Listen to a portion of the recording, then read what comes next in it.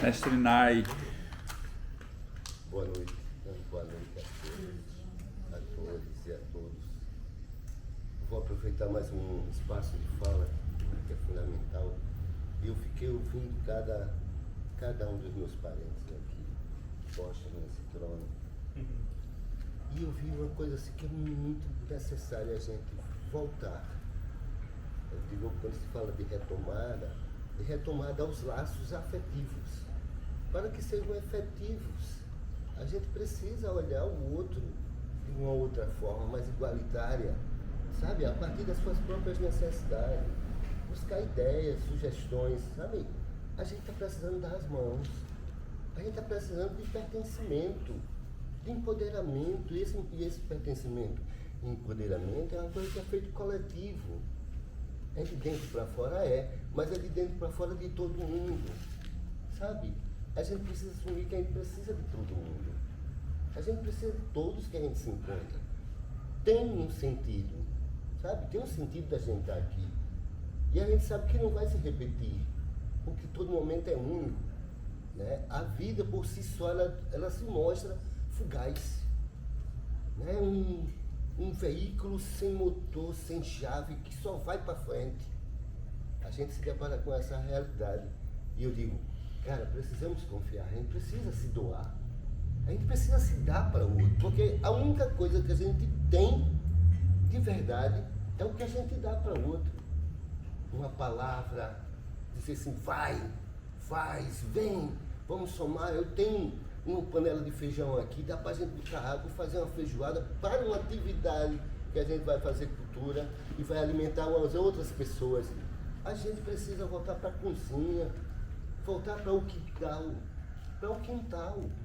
né? De onde eu vim, lá da Rua do Rio, eu aprendi uma coisa fantástica, assim, que eu levo. Eu digo que o meu terreiro é o mundo. Hoje em dia eu digo isso, que o meu terreiro, o meu quintal é o mundo. Porque foi no quintal em que eu descobri toda a potencialidade do que é a infância, do que é o coletivo. Minha mãe com 6 filhos, sabe? Desquitado. Então, a pessoa não grata, isso há 60 anos atrás, olha, preta, gostosona, né? Que lutou querendo provar. Se eu vou provar que com macho ou sem macho, como ela diz até hoje, eu venço. É dessa escola que eu vim. Mas sabe por que ela dizia isso? Eu vim entender, porque ela tinha amizade com as vizinhas. Enquanto ela estava trabalhando, estava ali seu Adalto, seu Clóvis. Opa, tô lhe vendo, cabrito. Nós éramos cuidados, era tempo de acolhimento. A violência não era naturalizada. Hoje nossos corpos são atravessados assim, todo o tempo todo. E que se a gente não se blindar, sabe, acreditando em quem somos, porque eu sou porque você é, sabe? É esse entendimento que a gente tem que ter. Sabe, a gente está precisando voltar a aprender, desconstruir o que se chama de amor, desconstruir o que se chama de que é família, desconstruir e principalmente trazer a igualdade, homens e mulheres, pretos e brancos. A gente precisa ver, além da janela, ver o mundo a partir do humano, seres humanos. A gente não veio aqui para mudar esse mundo, não. Porque desde que o mundo é mundo, o poder material impõe sobre o poder essencial. É lei, sabe? Ninguém tem garantia de amanhã, ninguém tem um cartão de crédito que garanta que você amanhã já está respirando. Né? A gente não foi educado para isso, a gente não foi educado para ser homem, não fomos educados para ser mulher, não fomos educados para ser humano. Um elemento fundamental da nossa existência. Amar. Amar a partir de si, dentro de si, tornou-se uma grande celeuma a questão da nossa memória violentada. Mas também temos a memória boa. A gente precisa sair desse lugar negativo, sabe? E quando eu digo isso, eu falo através dos avanços. Culturalmente, política, gestão partidária sempre vão existir, faz parte do poder. Mas há possibilidades mais concretas. Eu completo 40 anos de atividade. enquanto artista preto, pintando os orixás, pintando os preto velho, como percussor, sabe, levando para as instituições, o pessoal querendo me evangelizar, eu já fui evangélico. Isso virou senha. Quando chegar, eu já fui evangélico, hoje eu sou candomblé. Mas é esse lugar interior. Ninguém vai reconhecer, ninguém vai lhe dar essa força, a não ser que a gente se reconheça, sabe? E a gente tem uma vantagem muito grande, a gente está no meio de um caos. E ainda posso dizer, ainda bem, porque eu venho de um tempo que não tínhamos Secretaria de Cultura, não era reconhecido Secretaria de Cultura, não tínhamos fundações, não tínhamos editais, não tinha espaço da mulher preta, nem muito menos do homem preto. Matam, mas hoje tem nome. Sabe? É dilacerante, mas de onde a gente veio, preto matava preto, indígena matava indígena. Poder. Poder advém do ser humano, onde tiver. Né? Quando a gente fala do povo indígena, a gente também tem que falar que são povos que têm sua cultura, e sua cultura também se chama poder. Chama-se dominação também. Né? Então é assim, há uma horizontalidade e há uma verticalidade. O grande problema é que a gente esquece que essa horizontalidade é cíclica. É cíclica. Uma vida é pouca para a gente mudar, mas é suficiente para a gente se reconhecer. Se reconhecer no coletivo, a gente precisa voltar ao letramento, gente. Eu, assim, nesses 20 anos quanto gestor do Ateliê Multicultural, eu me decepciono. Mesmo, os verdadeiros fazedores de cultura e artes desse estado, dessa cidade. Pelegos, ausentes, egóicos, sim, egóicos, saca? Guetos. A gente tem que saber, a gente tem que encarar que temos um movimento de fazedores e produtores de cultura, a gente tem homofóbicos, racistas, fascistas, sabe? A gente tem que sair por, o Dom faz uma arte linda, é um grande ator. Vai ver quem é a pessoa, saca? Agressor, machista, a gente tem o tempo todo essa prova. Saca? Não voto, não estou aí, estão por oportunismo, basta um palco redondo e uma luz, tá bom. Eu estou me apresentando. Eu tenho meu evento, tá bombando. Sim, mas os outros é uma rede. A gente precisa repreender, consumir o que os nossos pares produzem. Sabe, essa cadeia produtiva tem que ser reconhecida. Ninguém anda sozinho, pelo amor de Deus. Sabe? Ninguém faz nada sozinho, principalmente. E a gente tem que sair desse lugar, né? De uma certa forma assim que eu digo, porque eu sou um trabalhador. Eu na verdade, era funcionário público, há 40 anos, concursado, e eu disse, não, eu não quero. Eu quero ser só artista e viver só da arte, só com arte por arte. Isso faz 40 anos, sabe?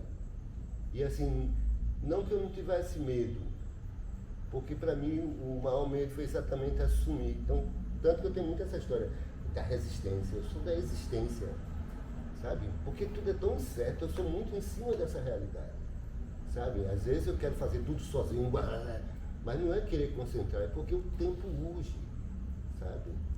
E a gente que é produtores de cultura e arte, somos educadores, mas somos, acima de tudo, trabalhadores. A gente tem que descer desse palco de estrela, saca? É uma ilusão, eu passei 15 anos dessa ilusão, saca? Produzir para branquitude, que eu acho que tem que produzir para branquitude sim, também, saca? Mas eu passei 15 anos, galerias, colunas sociais. E chegou um momento que eu perguntei, eu vou fazer uma retrospectiva de 15 anos do meu trabalho. Cadê as obras que eu não tinha acesso? Porque as pessoas não conseguiam ver a parede nua da obra. E quantas pessoas pegaram, saca, filhos massa e foram nem olharam para um pai. Né? Porque era a época que não tinha celular, e dizia, é você que é o artista? Eu tinha uma imagem que era um calecão, que era uma pessoa autona, não sei o que, e viu o cafuçu baixinho ali, e dizia, eu não acredito que é você. Você que faz isso? Mas eu me deparava com isso continuamente. Hoje, né, eu digo que é um adianto muito grande esse espírito espaço aqui, esse quilombo urbano, para mim é a maior obra de arte, sabe? Essa questão de questionar com os 15 anos, que eu não queria mais servir as galerias, porque fazer a obra já era um sucesso. Porque aí veio o meu filho, né? Nos anos 90 veio o meu filho. Maior obra de arte, é o que você pare. Eram filhos que eu entregava para qualquer um que pagasse. E eu entrei em deprê. Né? Enquanto estava entrando grana, tudo bem. São Paulo, João Pessoa, São Paulo e rolando grana, eu ia me enganando. No momento eu me deparei, pô, que merda eu estou fazendo? Né? E foi através da espiritualidade da Beira-Mar, falando com Iemanjá, que ela disse assim, olha sua volta, esse olhar periférico não é para você ver o outro, não é para ver assim mesmo. E eu passei a mão assim, quando eu passei a mão, eu peguei uma tampinha de bronzeador vermelha na Beira-Mar, depois vi uma tampinha azul, aí vi canudo e saí juntando aquilo ali, acompanhada da minha cadela morena, não sabia o que fazer. Mas quando eu cheguei no ateliê, eu construí uma mandala com reciclos. E foi criado o projeto Reciclos, um caminho de transformação. Então, a partir daquela transformação ali, eu vi que eu me reconheci um educador, com oficinas, e aí mudou o contexto. Eu senti necessidade. Quem é esse cara que vai parir? Que tem tantas coisas em sua volta cobrando quanto um homem, né? Que a gente não foi educado, não foi educado por uma mulher que não conhecia o homem. Por mais que ela entenda, não vai, porque é uma mulher. São coisas que, sabe, são específicos. Né? E eu fui educado por uma mulher. A ser um grande homem, porque ela sempre disse, seja um grande homem. Nunca precise baixar a cabeça, e quando baixar vai ser para reverenciar, para pedir a bênção. Né? Então, assim, o rigor dessa mulher é muito presente. Mas esse rigor, ela serve para a gente entender que a gente precisa caminhar de mão dada. O movimento cultural precisa de letramento racial, precisa de letramento de gênero, precisa. Os fazedores de cultura, eu deixo aqui bem claro, né, que a gente precisa fazer um letramento de classe. A gente precisa. Os fóruns, temos os fóruns, mas a gente sabe que quando há necessidade para uma eleição, a gente vai para a apelação, né? Uma sobrecarga, porque fica uma sobrecarga. A gente consegue fazer uma coisa, né, mais coesa, mais presencial, sabe? A gente precisa de presencial. Eu sinto que a gente precisa de presencial. A gente precisa olhar nos olhos, a gente precisa realmente dar a mão, reconhecer quem está ao lado, sabe? Então, eu preciso disso. Então, esse caso de dificuldade, né, eu digo que a gente precisa ver a partir de nós mesmos. Quem é que está no teu dia a dia? Quem é que está na tua luta? Sabe? A gente precisa ser olhado, a gente precisa ser acolhido. A gente precisa se fortalecer. Isso eu vou fortalecer se eu me unir com os meus. Né? Pelo menos uma ideia de existir, de fazer cultura e arte. Gente, eu espero ter contribuído. Né? A minha prática de...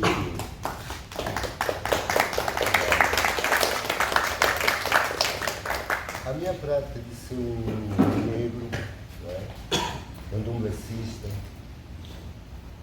artista, periférico, e que acredita que na periferia é onde está o supra-sumo, né, não é à toa que é a única cidade nascida às margens do rio, e a gente sabe onde tem rio, tem lama.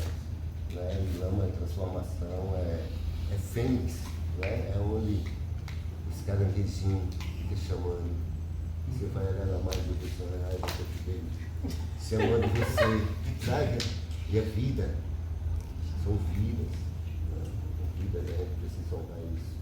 E esse espaço ateliê muito cultural, esse quilombo urbano, é esse corpo vivo, porque eu conto com todos. Né? Essa casa é nossa. Né? Alguém disse, é para todos os projetos? É sim, todos os projetos humanitários de humanização, de reconhecimento do outro, essa casa é sim, é para todas as cores, é para toda a diversidade humana. Isso é o mais importante, é a nossa casa.